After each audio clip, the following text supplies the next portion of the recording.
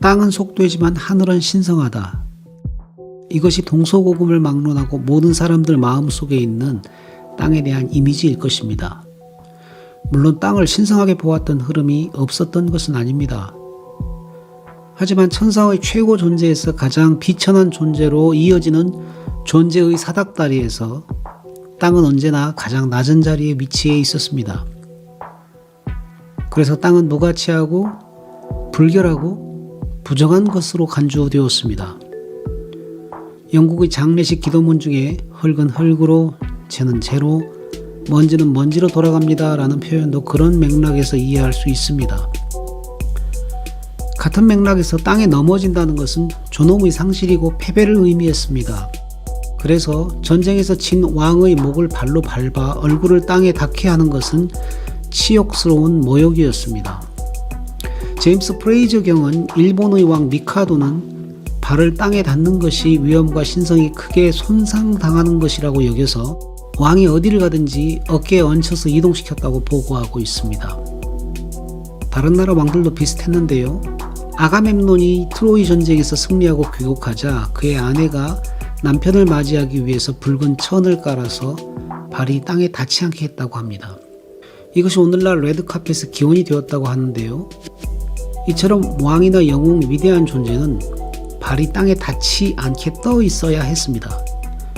음식을 그릇에 올려둔다거나 신발을 신는 것도 땅과의 접촉을 피하려는 시도였을 것입니다. 그래서 고귀한 인간들은 신을 신지만 비천한 노예들은 신을 신을 필요가 없었습니다. 왜 왕의 보좌는 신하들보다 더 높을까요? 왜 법정에서 판사는 피고보다 더 높은 곳에 앉을까요? 왜 금메달리스트가 가장 높은 곳에 우뚝 설까요?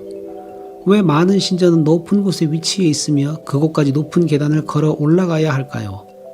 인간이 바벨탑을 쌓아 하늘에 닿게 하려 했던 것이나 피라미드, 지구라트, 고딕 성당, 거대한 마천루를 쌓아 올리려고 하는 것도 다 같은 열망의 표출이라고 할 수 있을 것입니다. 땅에 대한 혐오와 하늘에 대한 동경은 모든 사람들 마음속에 자리하고 있다는 뜻일 것입니다. 요즘 사람들이 성공한다, 유명해진다, 중요해진다 라는 의미로 뜬다 라고 표현하는 것도 결국 같은 맥락입니다. 사람들은 늘 땅에서 벗어나 하늘로 올라가려고 했습니다.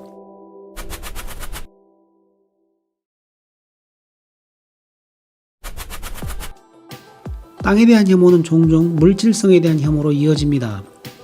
특히 이러한 성향은 그리스인들에게 뚜렷하게 보이는데요. 플라톤은 물질을 악으로, 정신을 선으로 보았습니다. 같은 맥락에서 인간의 육체는 악하고 영혼은 선하다고 보았습니다. 이것을 이원론이라고 부릅니다. 이러한 이원론은 나중에 기독교 이단인 영지주의에 고스란히 반영됩니다. 영지주의는 땅은 저주받은 곳이기 때문에 땅에 사는 것 자체가 저주 아래 사는 것이고 몸으로 사는 삶은 유배생활이라고 보았습니다. 따라서 영지주의자들은 땅을 떠나서 하늘로 이동하는 것이 구원이라고 믿었습니다. 그들은 인간이 죽으면 영혼이 땅에서 떠올라서 우주를 통과하여 빛들로 충만한 플레로마로 이동한다고 가르쳤습니다. 물론 영지주의는 이단이고 기독교 변증가들은 영지주의를 교회에서 추방했습니다. 그러나 그들의 이원론은 알게 모르게 교회 안에 스며들어와서 기독교 구원관에 영향을 미치게 되었는데요. 하나님 나라를 천상에 떠있는 밝고 환한 집, 즉 천당으로 보는 것도 그 예 중 하나입니다. 영지주의의 영향을 받아서인지 적지 않은 크리스찬은 구원을 하늘나라로 이동하는 것이라고 믿습니다. 한마디로 땅에서 하늘로 올라가야 하나님 나라에 들어갈 수 있다는 것입니다. 그러나 예수님이 가르쳐주신 주기도에는 이와는 다른 내용을 가르칩니다. 하나님의 나라가 임하옵시고 뜻이 하늘에서 이룬 것 같이 땅에서도 이루어지이다. 예수님은 하나님의 나라가 땅으로 내려온다고 말씀하고 계십니다. 요한계시록 21장 2절을 보더라도 새 예루살렘 성이 하늘에서 땅으로 내려오잖아요. 성경의 구원은 우리가 하나님 나라로 올라가는 것이 아니라 하나님 나라가 땅으로 내려오는 것입니다.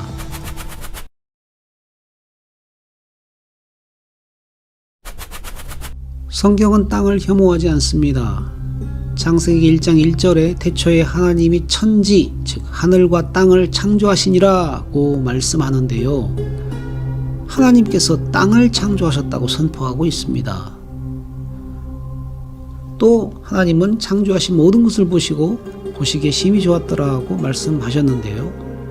성경은 땅이 하나님 보시기에 심히 좋은 것, 즉 선한 것이라고 말씀하고 있습니다. 물론 이것은 인간이 범죄한 후에 바뀌고 말았지만 말입니다. 인간이 범죄한 후 땅이 저주를 받게 되었는데 가시덤불과 엉겅퀴는 저주의 표지가 되었지요. 그러나 여기서 알아야 할 것은 땅이 저주를 받은 것은 땅이 본질적으로 악해서가 아니라 인간의 범죄 때문에 땅이 연대하여 저주를 받게 되었다는 것입니다. 성경은 땅에 사는 인간이 범죄하면 그 땅도 더불어 저주를 받는다고 가르칩니다. 왜냐하면 인간이 땅에서 왔으므로 인간과 땅은 연결되어 있기 때문입니다. 이사야 24장 5절 땅이 또한 그 거민 아래에서 더럽게 되었나니 라는 구절이 그 예입니다. 성경이 말하는 땅의 저주는 인간의 범죄 때문에 땅이 연대하여 저주를 함께 받게 되었다는 뜻이지 땅 자체가 더럽다거나 악하다는 말은 아닙니다. 우리는 이것을 레위기 25장 23절에서 볼 수 있는데요. 하나님께서는 토지는 영원히 하나님의 것이라고 선언하고 계십니다. 출애굽기 19장 5절에서도 세계가 다 내게 속하였나니 라고 말씀하시는데 원문은 땅이 다 내게 속하였나니 라고 되어 있습니다. 즉 땅은 마귀의 것이 아니라 하나님의 것입니다. 그래서 땅은 악하지 않습니다. 따라서 하나님의 구원은 인간에 대한 구원과 함께 땅에 대한 구원을 포함하고 있습니다. 인간의 범죄로 땅이 연대하여 저주받았으나 땅은 여전히 하나님의 것이고 땅은 언젠가 인간과 함께 구원될 것입니다.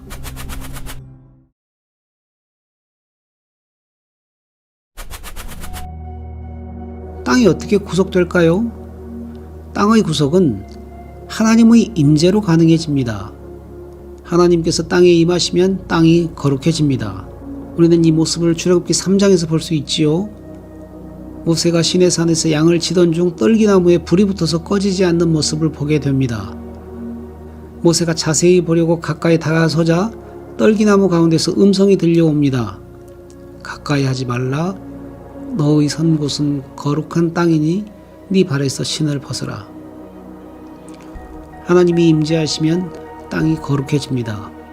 거룩한 땅에 신발은 필요 없을지 모르겠습니다. 에덴이 거룩한 땅인 이유는 그곳에 하나님이 임재하셨기 때문입니다.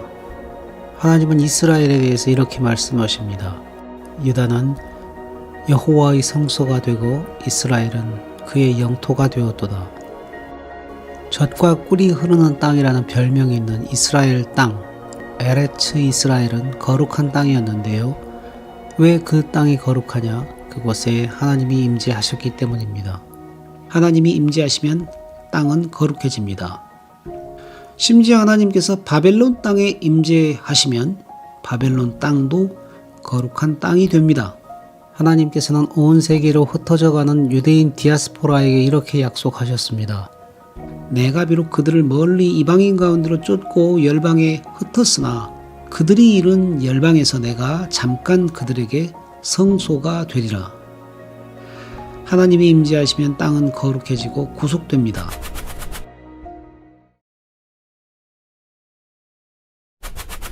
고대의 신이나 영웅은 땅과의 접촉을 매우 꺼렸습니다.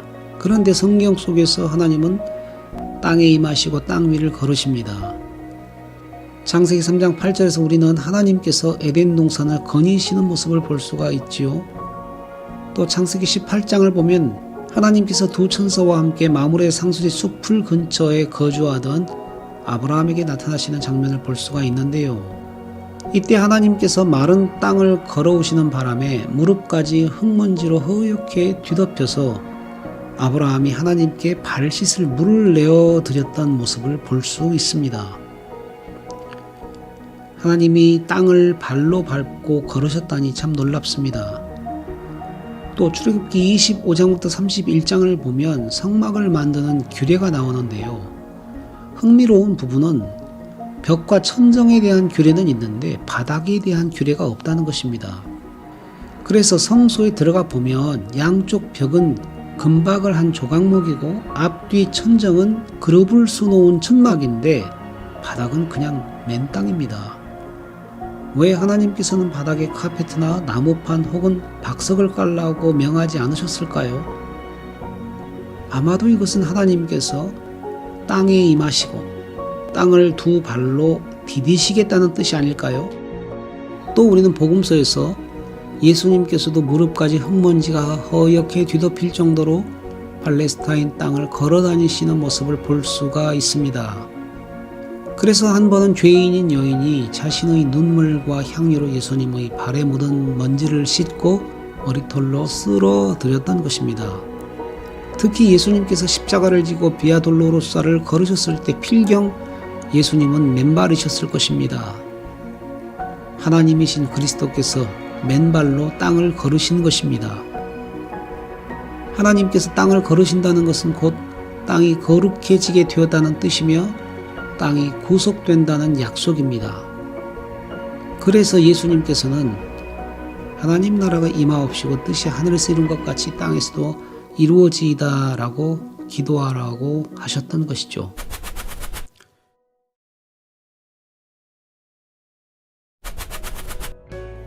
히브리어로 땅은 아다마라고 합니다. 아담이라는 이름은 땅, 곧 아다마에서 온 이름입니다.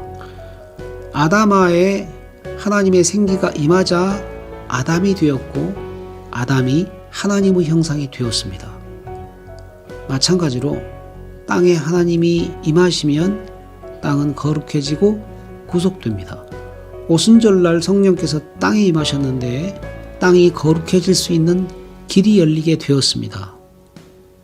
그리스도인은 온 땅이 거룩하다는 사실을 믿는 자들입니다. 베드로에게 하나님이 깨끗하게 하신 것을 네가 속되다 하지 말라고 하셨던 성령님께서 우리 그리스도인들에게 너희가 사는 온 땅이 거룩한 땅인 줄 알라고 말씀하십니다. 이스라엘 땅만 성지가 아니고 성전만이 성소가 아니고 예배당만이 성전이 아닙니다. 우리가 서 있는 모든 곳이 성전이고 일터와 일상이 성소이고 우리의 삶의 모든 영역도 거룩한 것입니다. 왜냐하면 성령 하나님께서 온 땅에 충만히 계시기 때문입니다. 그리스도인은 땅에 있으나 하늘에 속한 자입니다. 만일 우리가 성령님과 동행하고 하나님의 뜻을 받든다면 우리는 우리가 서 있는 땅을 거룩하게 만들고 우리가 하는 활동을 거룩한 활동으로 바꿀 수 있습니다. 바울은 말합니다. 믿음을 따라 하지 아니하는 것은 다 죄니라. 하나님과 관계없는 영역은 아무것도 없으며 믿음 없이 할 수 있는 활동이란 존재하지 않습니다. 바울의 말대로 우리는 먹든지 마시든지 무엇을 하든지 하나님의 영광을 위해서 해야 합니다. 그렇게 할 때 우리의 일상생활은 거룩하게 밥 먹고 거룩하게 차 마시고 거룩하게 일하고 거룩하게 잠자고 거룩하게 쉬는 것이 될 것입니다. 우리의 일상 다반사가 거룩한 활동이 됨으로써 구속될 수 있습니다. 만일 우리가 성령님과 동행한다면 우리가 거하는 모든 곳은 성소가 될 것이며 우리가 하는 모든 활동은 거룩한 활동이 될 것입니다.